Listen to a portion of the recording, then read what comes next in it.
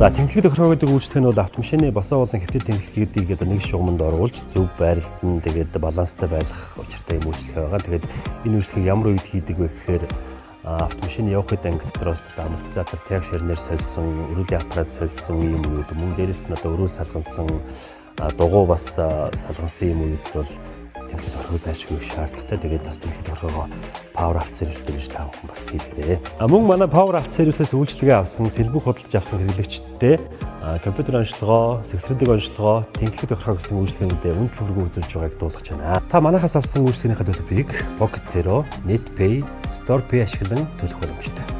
Нэр хаяг нь мэдэхгүй ч магадгүй. 32-ын 8-гийн туслах самаар ороод 100 м явангууд Power After Service гэсэн самбар байгаа. Самбараар баруун гарт ширгээд засварын газар байна, байрлаж байна.